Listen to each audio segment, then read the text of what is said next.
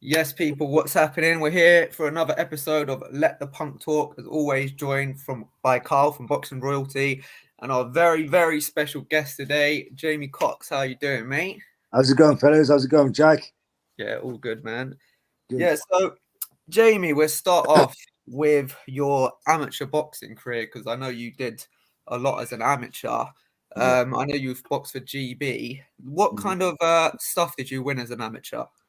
I won Four Nations, Six Nations, NABCs, ABAs, Commonwealth Games. Won a few bit. Can't remember a few more other tournaments, but I can't remember them all. Yeah. But And you obviously spent a lot of time in GB. Mate, I've heard some real funny stories in GB. I just want to know, like, what was it like traveling with the lads? And if you've got yeah, any funny stories, could you please share some with us? man, you have to. Yeah, I don't really want to reveal it, but me and Bell, you got kicked off the squad once, and we had to work our way back in. Me and Bell, Oh, um, really? Could you share but why you got kicked off? I can't tell you because it's You a big, can't. big. It's a funny I one, think, but Phil, you spoke yeah. about that on the James English podcast. Did he really say? Sorry, I can't remember it, but I remember now you've just said that. I remember him saying about it when you went. Where was you? You were. Sheffield. That's it. Yeah, and he said we were stupid. We were stupid. But Yeah. I can't remember. And if you're not, I'm not going to say it. But even if I do come to me, I'm not going to say what it is. But I've heard it. Yeah, I No, heard that. it's nothing. It's not. It's just some lad shit, you know. And Yeah. yeah, we do. Yeah. It's just fun, man. You know, some of the best times that I had were on squad, you know, and Yeah, I can imagine, you man. know, all the lads. You know, we had the captain Neil Perkins. He won every world's bronze medalist. You know, Bellew, Tyson was in there, Billy Joe. All of Frankie Gavin, world amateur only gold medalist, world champion. You know. Mm. Yeah, I had a funny story. I was watching the Frankie Gavin and in the podcast he did, and he was saying that once, like, people used to like shit in people's shoes and pillows and stuff, and apparently someone took a shit in Tyson Fury's pillow, and he thought it was Frankie Gavin, and he grabbed him up against the wall, and he was like, "You little shit," and like he was like, "It weren't me, it weren't me." So Yeah. like, Jamie, was it you that shit in Tyson Fury's No, pillow? be me. It wouldn't be me. I'm not down for. But I used to share a room with Frankie. Frankie, the great. He was the. He's a comedian and he's the prankster.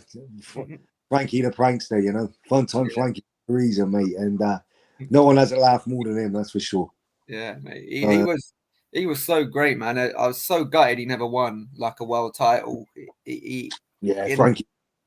even though he achieved such great things, I just think he was one of like Britain's like most underachieved fighters. Like he had all the talent in the world. He did. I think he's the only goal. You got the Olympics and the World Championships, and I think Frankie's the only English World Amateur Gold Champion. You know, Yeah, he is. Yeah. it's one. Would you say he's the best not to win a world title, Jamie, in your stable when you come through? Sorry. Would you say that Frankie is the best fighter not to have won a world title that you've boxed alongside? It's like a different sport, but Frankie, you know, his boxing IQ, different gravy, you know. So yeah, it's a shame because he definitely had the boxing's about boxing, right? So he had the boxing skill to. He had the best skill, you know. So Yeah, I know what you mean. Yeah, but he was a tremendous fighter. he was, man. He still achieved great things anyway. Yeah. So moving on to your pro career, who did you sign with when you first turned over? When I first turned professional, I signed with Frank Warren, and so I first signed with Frank. Yeah. So did you have to like sell tickets, or was you always just on the big shows and all that? No, I fortunate enough, I think I was quite a big puncher as an amateur, and I think they sort of interested the promoter, and I was in the Olympic team. Well, the team to try and qualify, and then but I had to start because I thought to transition to the pros. So yeah, that's how I got influence to turn professional. Yeah. Yeah, nice one, mate. So, oh, mate, what was I going to ask? I was going to ask something then. That's just gone out of my head. So, yeah, your first like major fight was against name again. I've forgotten his name. Obadi. Yeah, that's the one for the Commonwealth title. And mate, like I never see it, but I was just obviously researching it. It seemed like a brutal fight. Obviously, it was your first major title, Commonwealth, 12 rounds. Like, what was that experience like for you, and what did it mean to you to win the Commonwealth title? Yeah, it was, for me, all the title, I'm not one of these guys that all these titles lead to other titles, of course. Yeah, but I'm, I don't even see the titles. You know what I mean? I just give them away, but it's really because there's only one title that if you want to do anything, you got to be the best. Yeah.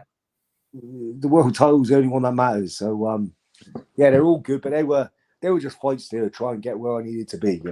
Yeah, fair enough, mate. Yeah, I don't like all the. I'm not a guy. Yeah. If you want to be the best kebab shop, be the best kebab shop in there in England. You know what I mean? Yeah. I hear that, mate. So the question I wanted to ask before actually was obviously you started your career and you was at around I think like a lightweight and a super lightweight, and then you finished obviously at super middle, which was obviously crazy. So how did it just lead to like going up so high in weight? Well, I think I was young when I turned pro. I was 19, and naturally, obviously, you're going to get bigger. Right, But yeah, maybe I could make it. But now I'm I'm not a big guy, but I like my food and I like to be strong. I don't really struggle like most people to make the weight, and I just fight where I'm at. Yeah, you know what I mean. Of course, mate. One guy I met a guy once. It's the guy he sponsored you. He was the guy that runs Ringside. Oh, Dave, yeah, very good friend of mine. Ringside, yeah. Dave. Yeah. This was like the first time I had kind of really heard about you was when I met Dave, and he used to talk to me, and he was like, Jamie Cox is world class, and he's got the most like devastating power as a middleweight, and I heard that a lot, that you had devastating power. Obviously, don't get me wrong, your records it could show that you could bang, but like, do you think, I don't know, was there a reason why you couldn't find like the knockouts that suggested like of what all these people said? Like, was there a reason why you couldn't find the knockouts? I think sometimes in the sparring, I got a lot of stories like that, but I would never reveal. And it's left where it is. But and it don't necessarily mean you're going to do it on the day. You know what I mean? Yeah. And but like, it sort of gives you a good insight to where you belong. And yeah, I think I just got too eager when it comes to the fight nights. Instead of inspiring, there's nothing on the line, and I'm trying to change my life and my family. So well, when you throw the money down, man, I smell the blood, and this maybe sometimes I didn't show the best of me sometimes. Fair enough, mate. So I'm not sure roughly when it happened, but I know obviously you spent time in prison. I'm not going to ask you why you went down because that's personal, but could you just tell me what it was like in prison, like to give an insight to people like myself? I've never been. I don't think Carl's ever been to prison. Like, we hear like horror stories and so on and so forth, but like, what was it like for you being in prison? Well, I'm trying to never go back as well. So but and it's as I don't even know if you know, but it was I was wrongly convicted really for being in the. It got overturned. So it's a place no one wants to see. At the end of the day, you're in there, you're caged up, and you're amongst people, could be nicking from the shop to mass murderers. You know what I mean? So it's at the end of the day, it's you just gotta you just gotta adapt to your surroundings, ain't you? And it's lucky I got a good few friends on the outside. They know who they are, and they had my back in there. So yeah, it's yeah, but you know, it's prison. It's no one wants to be there. Yeah, of course. Did you ever like come across any trouble in your time there? Because obviously people might look at you and think, "Oh, this guy's a boxer. He thinks he's a bit of a lad. He thinks he's a bit hard. I'm going to show him that he's not hard." Like, did you ever come across any trouble in your time there? No, I don't really give off myself like that anyway. But it's like, you know, it's where it got overturned, I wasn't in there for too long. You know, I was in there for 5 weeks, I think. Oh, okay, yeah. And yeah, so you know, I was only in there a short stint. Some people are in there for years. Yeah, so no, I didn't really get that. You know, I did, Yeah. but no, I didn't get that. Well, fair enough, mate. Do So, my time view. Fine. sorry. I was just trying to do my time and just get Oh it yeah, done. just get by. Yeah, yeah. That's fine, man. So a fight that I would have loved to have seen, and I know it got talked about for a long time, but never happened, was you versus Chris Eubank Jr. Yeah. What was the reason why that fight never happened? I think he was in like the part. If I vaguely remember, no, Chris is a tremendous fighter himself. If I anyone, and both would. And yeah, I don't really know why. You know, I didn't. I know the fight was going to get made. I think I agreed, and then I can't even remember why. It wouldn't be nothing to do, and that would be nothing to do with Chris. But I reckon it most probably the behind the scenes. I don't know why it didn't get made. No. Oh, fair enough. Yeah, I think every boxing fan in Britain would have That would have loved. been a fight, yeah. Yeah, I think that could have been an all-time classic. Honestly, Yeah. it would have been. It would have been brilliant. Yeah. A fight that I went to watch of yours. I went to the George Groves fight when you fought George Groves at Wembley, Yes. and I don't know if when you're fighting you notice these things, but mate, it was one of it. Well, not one of it was the worst fight I've been to. Not the fight itself, Yeah. Yeah. with fighting in the crowd.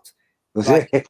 yeah, mate, I swear to God, it was going off in different parts of the ring Yeah. every like 5-10 minutes. Yeah, and a fight broke out literally about 20 foot away from me. And it was the one that if you Google it, it's the one that just comes up all on YouTube. Yeah. I remember I was with my girlfriend at the time, my ex-girlfriend, and I remember I grabbed her and threw her behind me, and I was like, "Don't fucking move from this spot." And yeah, mate, it was just crazy. I was just wondering, like, when you was in the ring, could you notice any of this? Was it like, was it No, hard I to I focus? didn't notice it, but I heard like when I come out after the fight, I heard it was Yeah. yeah, it was quite wild out there in the stands, wasn't it? I think, yeah. So yeah, but I don't know why. I don't know why. So what was it like being in the ring with Groves? Because I spent a lot of time with Groves because I used to train down at State of Mind in Hammersmith, and Okay. Groves used to come down a lot. And mate, honestly, Groves is one of the best I've ever been around. Like, I watched him spar, I trained alongside of him, and like he was just sometimes on a different level to other people. So I want to get your intake because you actually shared a ring with him. Like, what was it like?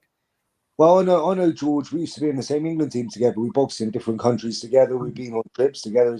He was 75 kilos. I was 64 kilos. Yeah. So I know Groves before as a, you know, but then obviously you turn pro and we, you know, Mm. but yeah, just a fire, you know. Yeah. I'm just doing my job. He's trying to do his job. That's Yeah. we're we're there to go and we're there to go and win, you know. No, but he's a good fight. He's a good fighter. He's when it comes to the boxing ability, usually I can read people's patterns. Yeah. And George was good at offsetting you. You know, maybe that experience that he has, and you know, he what he uses. Usually, some people have you know they have a program how they fight. George fights off reactions, and Yeah. you know, and I couldn't read it. So yeah, but George is a tremendous fighter. He is, mate. So kind of same question, but for John Ryder, what was it like with him? And in your opinion, in your time that you spent, who do you think was the better out of the two? Uh, I wouldn't want to discredit either one of them, Yeah, but they're both good. And one fight I turned up for, and one fight I didn't turn up for. yeah, Um, and I've turned up for every fight in my life. Only one fight I did, and I got beat, but I just didn't perform. But things going on behind scenes. But they're both very good. They're both great. They're both different. You know what I mean? yeah, of course. You know, they're both. John's like a strong, Mm. short. You think he's short, but he's a strong gorilla. You know what I mean? Yeah. And one thing about John, an absolute gentleman. You know. He seems like a nice guy. Yeah. If anyone could, if I got beat by two men, thank you very much. Good man. Yeah, fair enough, mate. And so why like after the John Ryder fight, did you think it was time to retire? Just things are going on in my life, and then you know, I was just things are going on in my life, and I sometimes I'm in the sport to when you do something, you got to do it to be the best, you know. And if you weren't dedicating yourself to be the best, don't mess about, Mm. don't fool yourself, don't lie to yourself. Yeah, Yeah, if I knew I weren't doing the things that I should have been doing, then you have to be honest to yourself at that stage in my life. You know what I mean? yeah, of course, Yeah, mate. yeah. So what? Obviously, this is my last question. One thing that really like I see you posted it the other day, and I was like, oh my god, I was like, I actually think this man's going to be an absolute machine in this sport. I see, obviously, now you're transferring over to bare knuckle boxing. Yeah. So could you talk to me like how that come about? Well, I was with a friend and Jimmy Coyle, and it was just a random one, and he was mentioning about going into the BK, like bare knuckle, boxing, like, and you know me, I need to get some. Yeah, I need to get some my hair stand up ready. You know what I mean? If I want to do something, yeah, and you know, I stopped boxing. I didn't have, you know, I'm thinking, what do I want to do? You know what I mean? And you know, just doing normal life, and then that he just something twigged in my head, you know, and I thought, yeah, I fancy a bit of this. So yeah, Dave Feldman from there, I showed some interest. Dave Feldman from the BKFC contacted me, and the rest is history. And nice. yeah, I'm looking forward to it, and training's going good. Just finished sparring today. Sparred a few times already. Started to sparring now. I've got 11 weeks or 10 weeks. August 20th at London. MVP's headlining the show. Plenty of other good fighters on there. But I'm looking to blow it up. Don't worry about that. Yeah, mate. I honestly think that you'll do great things in that because I obviously just knowing, like, following your career, knowing your background, like, I know that you're a tough man, and like you've got the boxing ability. Is what I mean, and like you've got the boxing ability over most of these guys, like the skill, and like I just think putting that together, I just think that you'll be an absolute force in it. It's a good crossover because you've got a lot of like hard cases and UFC fighters and boxers, so it's a good like crossover, you know, Yeah, combine different sports going in it, and yeah, you know, but I think like when it comes to boxing IQ, you know, level where there ain't too many boxers performed on the level that that you I had. do. So hopefully that stands me in good stead. I'm going to use what I know, and some jaws are going to get blown off. Let's go. 100%, mate. There, one more question for me, actually, mate. I forgot to ask one. So, Anyway, without, like, in my opinion, you had an absolutely incredible career and fought at the very high level. But obviously, as you was talking about earlier, there was only one thing that you wanted, and obviously, unfortunately, you didn't get it. So, in your eyes, do you feel you underachieved as a professional boxer? I don't look back on like, dude. Listen, you have a goal like amateur. All that. My amateur goal was to be world champion professional boxer.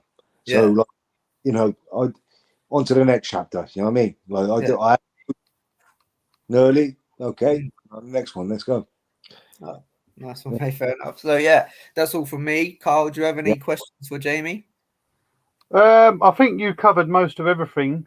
Jamie, just a couple of things in terms of like your training. Did you always have the same trainer as a pro, or did you move about? I started off with Richie Woodall because he was my amateur, but he was the England coach. So natural transition. He was training pros. So then I asked Richie to train me. So then when I was up there, I met. He had a son. I was sparring a lot, and we're basically like family, all of us. He's the one who made me as a professional, I had the style John was teaching his son, the way he fought, the thought process, everything. I asked John, would you train me? Because his ideology of trick, I haven't seen in this country. So I asked John. So like the losses, he read the fights right. It's just that I meant against the game plan, and they're working up into some points of the fight. So, but yeah, so John Costello's the one who's trained me all the way through. Yeah. And is he taking you into the BKB as well? Yeah. Yes, yeah. I was training back with my team. Obviously, there's a few adjustments to make because it's a different sort of concept, but similar but different concept. Yeah, I mean, I've worked with a couple of BKB fighters that have also fought on like white collar shows. Yeah, and I speak to them about training. They say, look, you train the same. You're obviously you're hitting the bags, you're sparring. yeah, And he said, but when you're in that ring and someone, you're just in the mitts or the hand wraps. He said it's so much different. But like you said to Jack, you've got that IQ that, in fairness to every BKB fighter, there probably isn't going to be a BKB fighter that's fought on your level. Do you know what I mean? So if you box how you box and with the power that you've got, like Jack said, I think you could really do some serious damage in the BKB, mate. So I wish you all the best in that sense.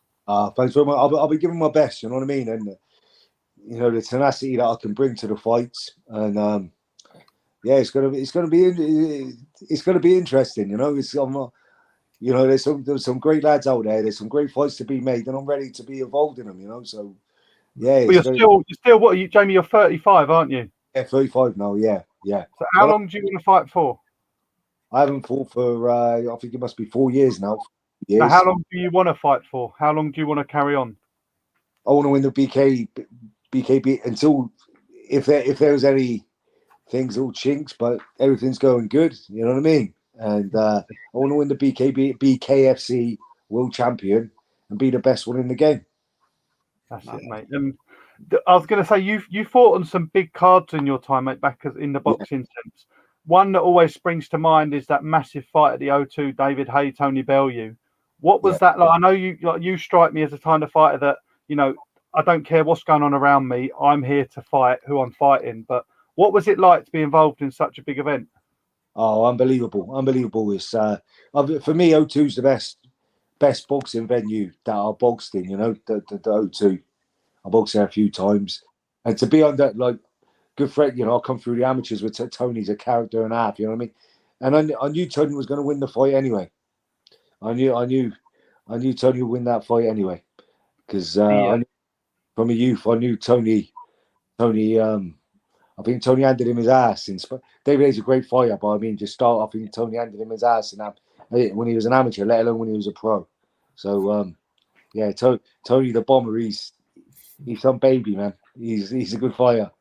I'm a big fan of Tony. I've got a signed picture for him. But we talk about, like obviously you're close friends with Tony, but you mentioned the likes of Tyson and Billy Joe. Yeah.